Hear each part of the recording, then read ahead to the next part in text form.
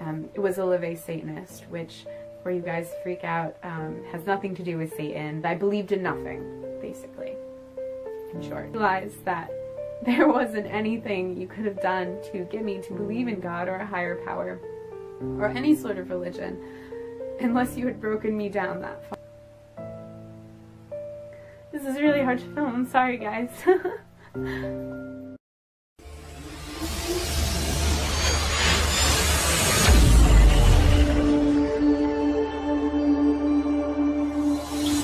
Hi guys! So today I'm going to be doing my conversion story to Islam. How did I come to be a Muslim? I am going to be doing the quickest story possible. Since it is a very long journey, I will try to keep this short and sweet. So basically around age 15 I began to get sick. And I will be doing a separate video that talks more about my journey to being diagnosed with PFC and Crohn's. But for now, I will just keep it brief on the medical side of things. So anyways, as I got progressively sicker, I had to leave my job in the music industry, and it was very, very devastating to me. Music was my entire life, and it still is a huge part of my life. When I didn't have God, when I didn't have a faith, I firmly believe that God gave musicians their talent to be able to help kids who maybe don't have a strong faith in their life or don't have something else that's there for them, a parent, a loved one, something. Music was that sanctuary. It was that hope. Those lyrics rang true to me. So ever since I was young, I knew I wanted to work in the music industry, and I worked my butt off to get to where I was. And I was doing some incredible tours, and I was having the time of my life, and I met incredible people, and one of which really stood by me during these tough times. We both had anxiety issues, and we would kind of help one another cope with our anxiety while we were on tour. So when I was on my last tour with this friend of mine, I pretty much knew that that was the end, that I wasn't going to get the opportunity to tour after that ever again. And that was devastating. I don't even have the words to explain to you what that feels like.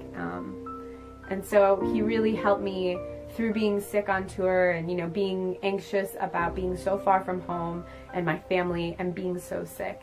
He was there and really helped talk me out of panic attacks and things like that. So I'm eternally grateful for that. And likewise, I did my best to help him through his triggers and different anxious scenarios. So moving forward, when I got back home, I started going to different doctors, and nobody could figure out what was going on with me. And during this time, my mom was an incredible support, but also my best friend, Kristen. She was there for me, and she was the only other person outside of my friend from tour that could really reach me and talk to me when I was having an anxiety attack. Any of you guys who have anxiety issues know that when somebody comes to you during an anxiety attack and says, oh, it's gonna be okay, calm down, you can't just shut it off. It doesn't work that way. So it's rare to find a person that gets you and gets your pattern of thinking and can get you out of your sort of anxiety spiral that you're going through. So she was there for me through thick and thin, through all the procedures I went through. And then she met her husband, and you know, mashallah, he's a great man, and they were so cute together. But when they did meet, I was still very, very sick, and she fell in love very quickly, and they got married very quickly as well. And she moved down to South Carolina. And for those of you who don't know, I live up in New York, so that's quite the hike. So as she left, that really left me feeling very alone, because previous to that, my friend from the music industry had passed away.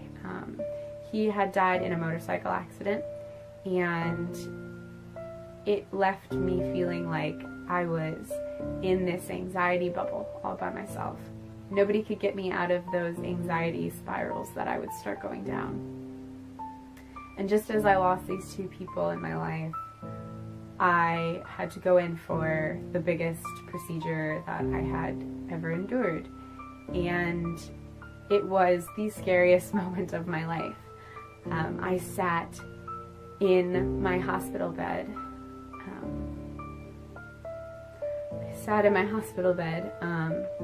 Excuse me for getting emotional about this.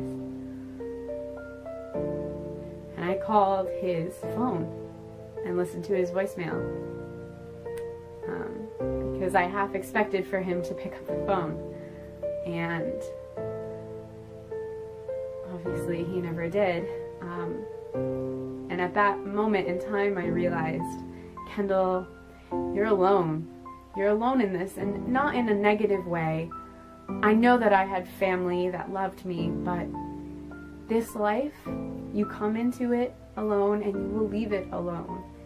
And something clicked in my mind, and I realized that I wasn't in control of this life. This wasn't me holding all the cards. That there was something more.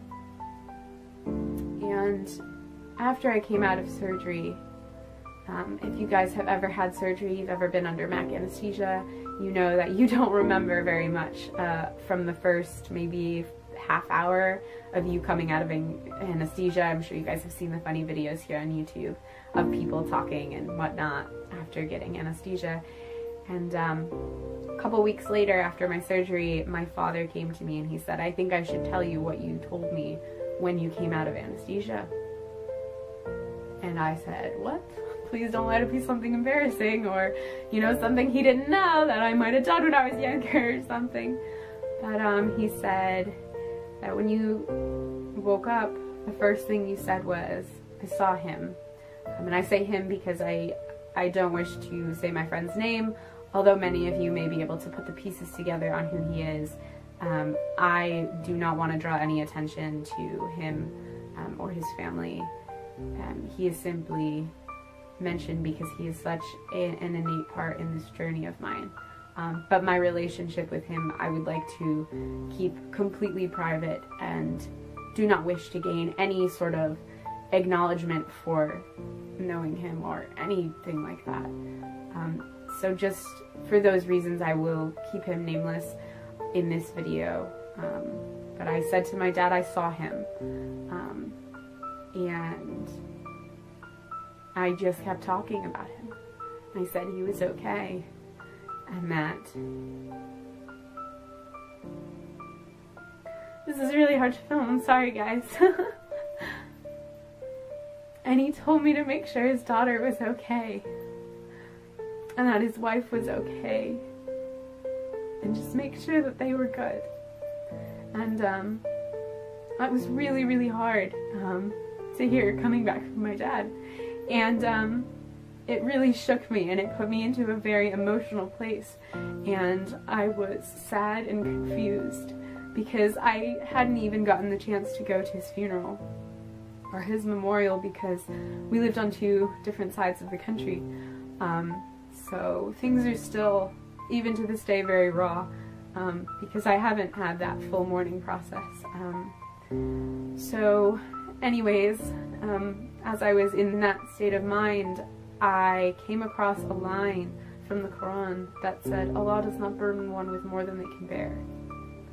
And that line kind of came at me like a ton of bricks, and I said, wait a second, maybe I've been looking at this all wrong. Maybe I'm given this life because I'm strong enough to live it, because I can do this, and that there's going to be a life after Crohn's, and a life after PFC, and all these tests and surgeries and doctors and pain, that it will one day stop.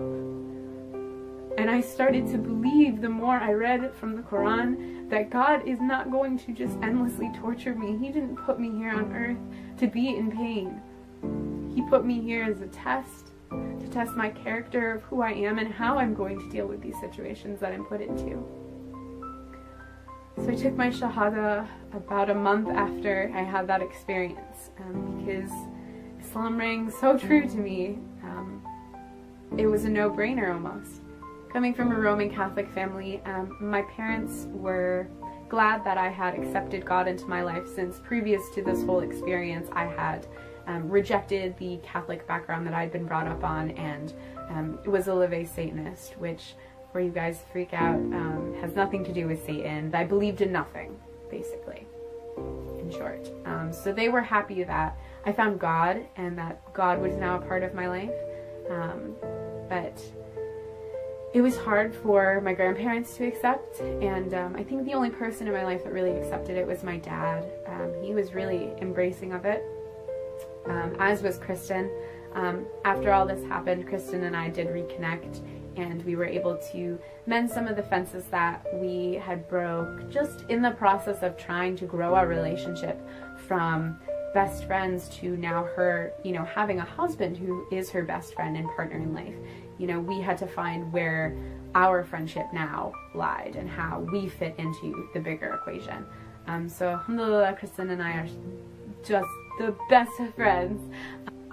It's been an emotional journey to get to Islam, and if you asked me 2 years ago if I would think that I would be here making this video for you guys, I would have said that you were crazy. But alhamdulillah, I am grateful for having Crohn's. I am grateful for losing someone I loved, in the sense that it made me grow as an individual and become the adult that I am today, and it brought me to God.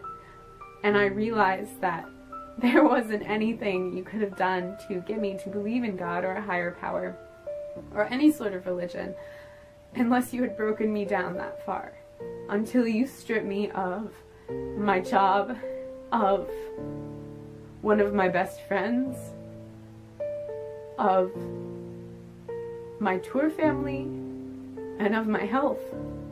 Until all of that was stripped away, I couldn't have seen this. So, alhamdulillah, I am so grateful to be a Muslim, and I am so grateful to be here today to share this with you guys. And I'm sorry that I got so emotional telling this story. I don't usually tell my story. I usually kind of just say, you know, I was Catholic and now I'm Muslim. But that's how it happened. لا تنسى مشاركة الفيديو حتى يستفيد كل مسلم.